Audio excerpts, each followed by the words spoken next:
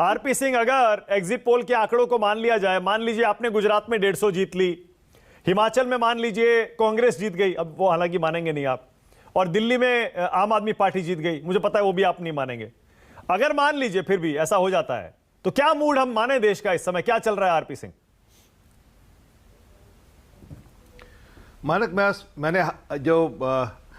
अपनी उंगली उठाई थी इसलिए उठाई थी कि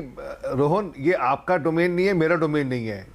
ये संजय भाई का डोमेन है कि कैसे 150 लोगों से 2.5 लाख लोगों का मन भांप लें वो,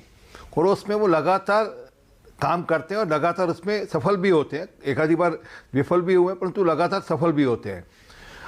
मैं इसलिए कह रहा हूँ कि मेरा अपना विज्ञापन का काम है और मैं उसमें, हम लोग भी कई सारे क्लाइंट्स के लिए इस प्रकार का काम करते हैं, पॉलिटिकल नहीं, नॉन पॉलिटिकल क्लाइंट्स के लिए। उसमें भी सैंपल साइज छोटा ही होता है, उसी से ही मूड भांपा जाता है, और ऑलमोस्ट ये संजय भाई जैसी जितनी और एजेंसी जो काम करती हैं वो सब ठीक ही होता है, ऐसा नहीं कि गड़बड़ होता है। तो इसलिए मानक भाई, जो आप कह रहे हो मैं इसको मानकर चलता हूँ कि आउटकम कुछ ऐसा ही होगा, मैं तो मानकर चलता हूँ। परंतु हिमाचल के अंदर जितने एग्जिट पोल आपके आए हैं, उन एग्जिट पोल्स के अंदर स्थिति कुछ अलग दिख रही है। आपके पास जो मैसेज आ रहे हैं वो अलग आ रहे हैं, मेरे पास जो मैसेज हैं अलग हैं, और एक और हमारे पास जो सिस्टम है वो अलग है काम करने का। हमारे पास भी ज़मीन पर पन्ना प्रमुख स्तर का एक कार्यकर्ता रहता है, जो पन्ना प्रमुख हमको भी फीडबैक देता है, और हमारे यहाँ से भी एक फीडबैक फॉर्म जाता है पन्ना प्रमुख के पास, और उस फीडबैक फॉर्म के बेसिस पर हम लोग भी एनालिसिस करते हैं, समझते हैं कि कहाँ पे क्या है, और उसके आधार पर ही अपनी असेसमेंट बनाते हैं। जो मेरे पास फीडबैक है उसके हिसाब से हिमाचल में हम कंफर्टेबल हैं, गुजरात में हम कंफर्टेबल है, और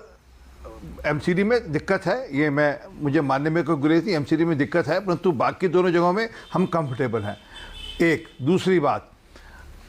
ये जो आप कह रहे थे कि 10% वोट शिफ्ट कर जाए या 15% वोट शिफ्ट कर जाए या 20% वोट भी चला जाए आम आदमी पार्टी को, हमने इस प्रकार का माहौल देखा है कि आम आदमी पार्टी चुनाव तो जीतती है, परंतु उसको सस्टेन, अगर सत्ता में आ जाए तो सस्टेन कर सकती है, सत्ता में बाहर रहकर सस्टेन करना, क्योंकि उनका एक नीचे कार्यकर्ता का सिस्टम नहीं है, उनके पास एक नीचे स्ट्रक्चर्ड पार्टी वर्कर का सिस्टम नहीं है, उसी के चलते हुए